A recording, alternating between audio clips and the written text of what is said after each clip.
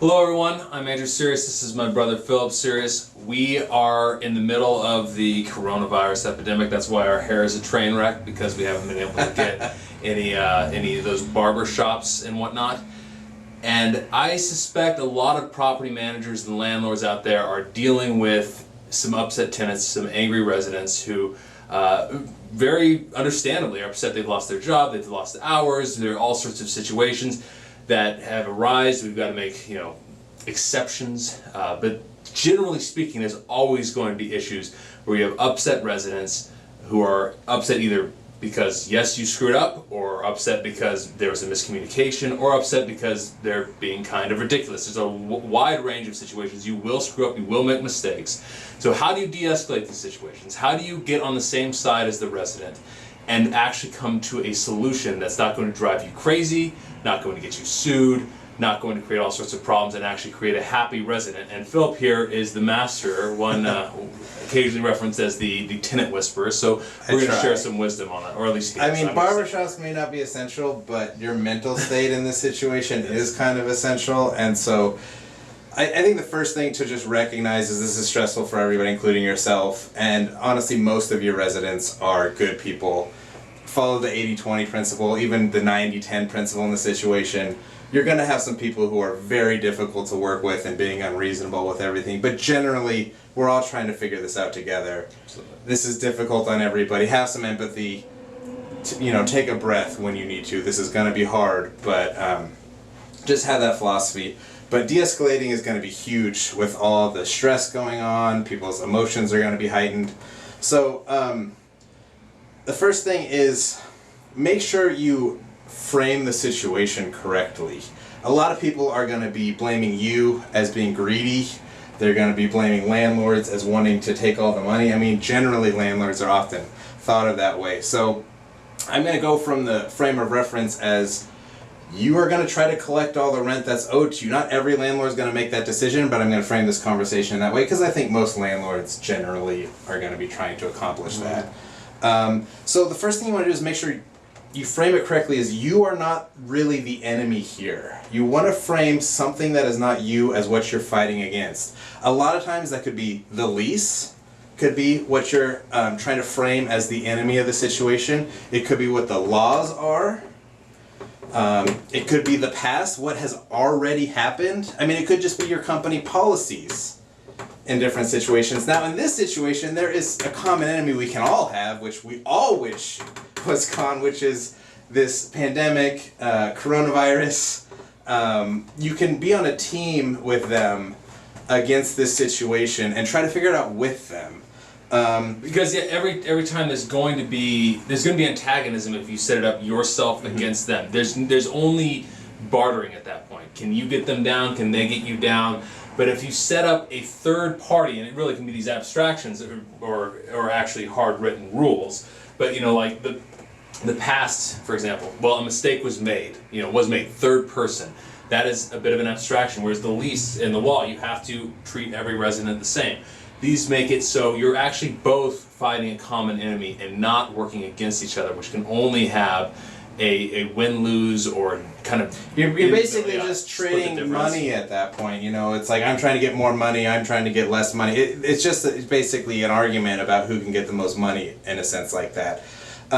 So you want to set yourself on their team in a situation. Now, how do you practically do that when they can't pay rent, are refusing to pay rent, mad at you, frustrated about some situation?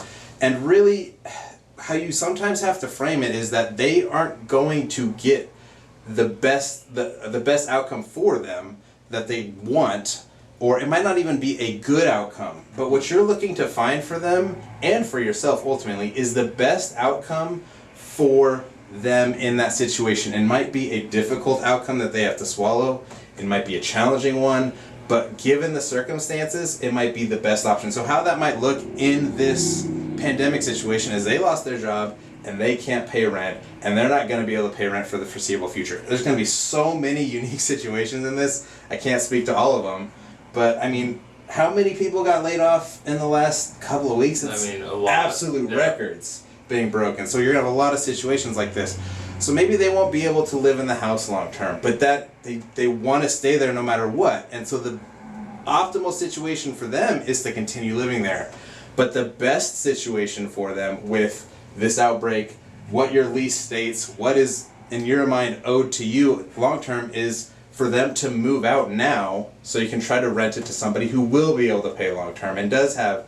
That is not a good outcome, but it is the best outcome that they can have in this situation with what you're trying to accomplish at the same time. So you want to be on the same team as them and not be antagonistic, and try to frame this. We're trying to find the best option.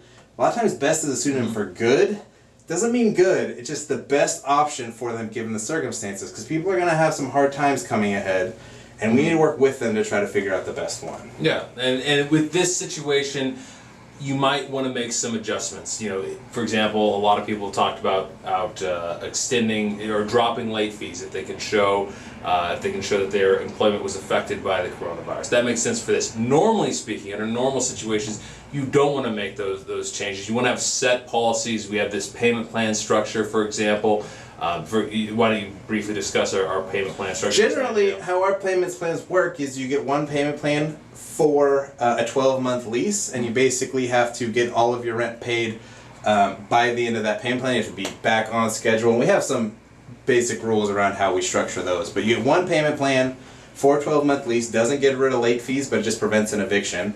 But because evictions are halted anyways, we made a special, I don't know what you want to call it, coronavirus payment plan, where if people are able to show that coronavirus has affected them in some way, we don't want this for people who have not been affected at all, because not everybody's been affected equally. If you can show that this has affected you in some way, then submit some paperwork to us, we'll process that. We'll give you this payment plan for this situation. We don't know the final outcome because we don't know how long that's going to last, which is kind of the stress that everybody's feeling right now. But it won't count against your normal payment plan, and something we've basically never done in our company's history is we're waiving late fees for those people. That's not a big deal. I don't want to act like we're being really generous in that situation, but it is a decision we decided to make of just saying, hey, we're trying to get through this together. And we think that's a wise decision with the stress people are already feeling. If they can show that this has really impacted them, we're going to waive those late fees. So you stressed that the issue, like, why can't you give them everything you want? Well, the lease prevents us from doing that. You know, if you just manage properties, perhaps the owner prevents you from doing that. The law, you can't treat them differently than everyone else. You Fair housing is a big thing you can use across the board. And then your various solutions, the payment plan options that you've set up, moving out, or perhaps moving out in a little bit, maybe a cash for keys arrangement or something along those lines. There are various options that you can go from, but starting from the point that you're not the enemy, and you're not. Some sort of situation in their life or this coronavirus in this particular instance is the enemy. And working together to come up with the best solution, and it's the key thing, the best solution, not what they want, not necessarily even what you want, but the best solution given the situation is the way to go forward when it comes to dealing with tenant, resolving tenant problems and preventing there from being sort of a blow up or a really hostile confrontation. And just remember, we're all people. This is a stressful time for everybody. Take a breath. Almost all of your residents are going to be genuine, good people who are just trying to figure this out with you and don't have a lot of good options. And so give some empathy in those situations. Just talk to them about what is possible for them, what is the best way forward, even if they got to swallow something they don't like in the long run. And just work with people on it, and don't take it personal, and don't, if they get mad at you, that's okay. There's going to be a lot of anger going around, but I mean, that's some basics on how to de-escalate situations for residents, which will probably happen a lot this month and in the coming months as things get difficult for everybody. Well as it's stressful for the country, yeah. So anyways, take that to heart, and thank you very much for checking out our video, and have a great day. Yep.